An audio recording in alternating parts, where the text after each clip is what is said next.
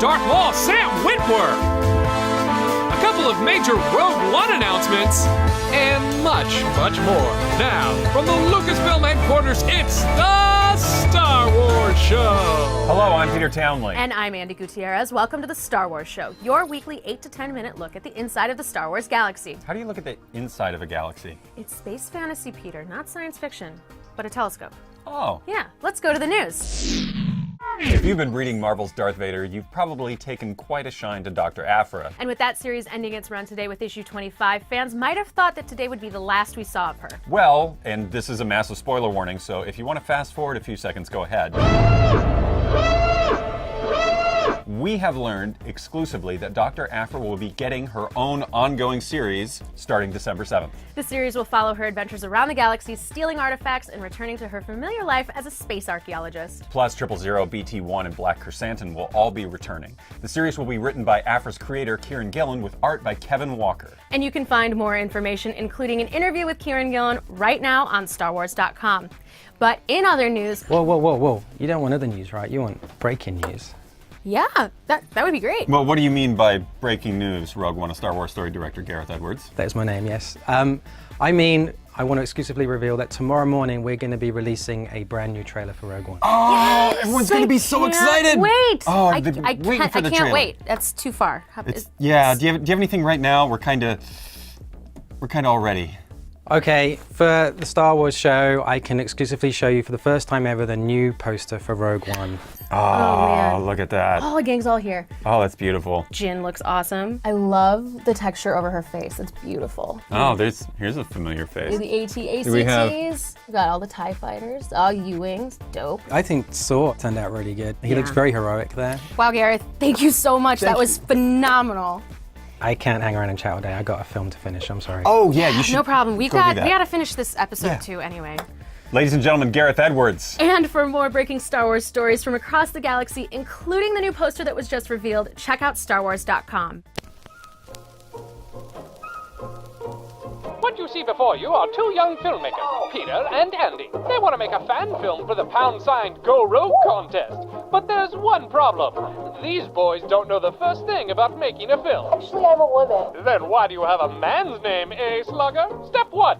Creating a story. The first step in any great film is a dynamite story. One with a beginning, middle, and end. Think of it as a book, but with less hard words to say.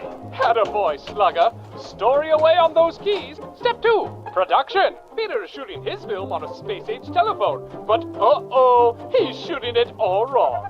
That's right. Always remember to hold the camera correctly. Nobody wants to watch a portrait. Step 3, post-production. Now that these two have finished shooting their original pound-sign Go Rogue story comes the difficult task of editing. Adding music and sound effects from a pre-selected and legally approved collection of tracks available on the easy-to-remember information superhighway exit of http://www.starwars.com/go-rogue-contest. Gallivanting, lollygagging, more editing, wasting time, hours of horseplay, and debating for hours on the merits of whether or not they want to release it. Then, and only then, will it receive their seal of approval and be sent to actual major motion picture executives to judge the merits of their filmmaking. Jolly good.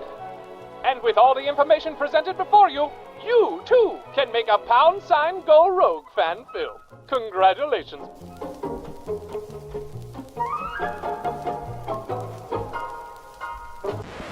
I'm here with Sam Witwer, whose voice you will recognize as Starkiller, Darth Maul, the Emperor, and many others. Sam, thank you so much for being on the show, my man. Thank you. Happy to be here. You've been in a lot of different stuff. You've been in a wide variety of things, but the things that seem to have been most successful is the genre stuff. The sci-fi. Weirdly enough, yeah. Yeah. So what kind of influence was Star Wars on you before you were in Star Wars? Well, I'm part of that generation that didn't have a choice. Yeah. You were just born quoting the movies and knowing who Luke Skywalker was, so it had a tremendous influence. We didn't have a say about it. No, it was kind of this inseparable element of our childhood. It was always there. So was Force Unleashed the first Star Wars audition you ever had? No, it wasn't. There was another Star Wars audition before this. Mm-hmm.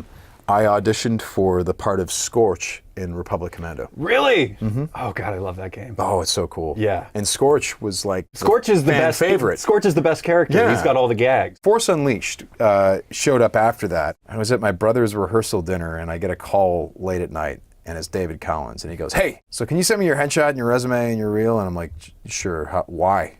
And he's like, well, Darth Vader has a secret apprentice. I'm like, wait, what? He's like, forget I said anything. I didn't say anything. Shut up. And Force Unleashed eventually led to Clone Wars. I remember Dave Filoni saying to me, he's like, so, we just did that Savage episode where they talk about how Darth Maul might still be alive. What do you think about that? And I'm like, yeah, I don't know, man.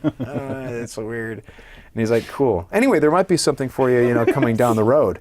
And a year later, he calls me up and goes, I need Darth Maul. Can you do it? So I said yes, not knowing if I was up to it. You've gotten to play Maul, not only evolving over the course of Clone Wars, but now many years later, even in Rebels. Yeah, it's been amazing because there was such an effort in Clone Wars to make sure that every time that the character showed up, that he was different. Yeah. That there was some new element that we were adding to it. And yeah, it's the same thing now with Rebels. But I mean, back in the day, we would have conversations 3 months in advance of a record, talking about the trajectory of the story and where we wanted the character to be. This guy is living this empty existence and does not understand. I mean, what does he have? He was so close. He was so close. He was actually doing well. Yeah. And he keeps getting knocked down. He was right there on the cusp in Phantom Menace, and he got knocked down. He was getting right back up there with Mandalore. He gets knocked down, and now here he is, no longer considers himself a Sith. So he's not playing by those rules anymore. When we were doing Darth Maul on Malachor, one of the things that I thought was important was that because he's so sincere with Ezra, he's that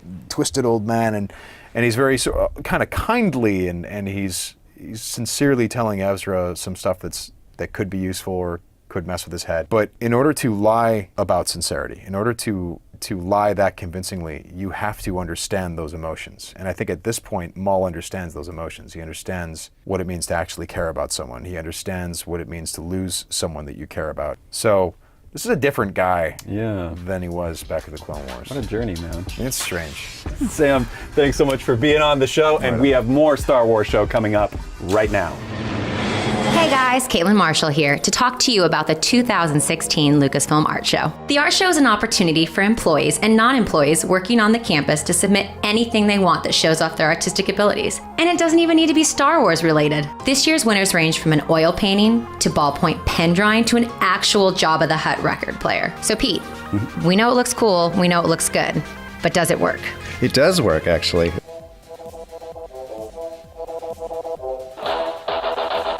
Congrats, Pete. Thank you. And thanks to everyone else who participated in this year's art show. As Gareth told us during the news, there's a new Rogue One trailer coming tomorrow morning. And just like we did with the last Rogue One trailer, we want to see your Rogue reactions. So when the trailer drops, fire up your cameras, shoot your reactions, and maybe, just maybe, we'll see yours on the show next week. No matter where you post it, Twitter, Facebook, YouTube, remember to tag it with the hashtag Rogue Reactions so we can find it. And as always, be sure to check out the Star Wars After Show presented by Verizon, where I, along with my panel of Lucasfilm employees and Star Wars superfans, break down all the happenings in this week's episode of the Star Wars Show. Watch it this Thursday and every Thursday on youtube.com/Verizon. Thanks for watching, and may the Force be with you. What? Just practicing my Rogue reactions. Yeah. Yeah. I can tell. It's good. Thanks. Yeah.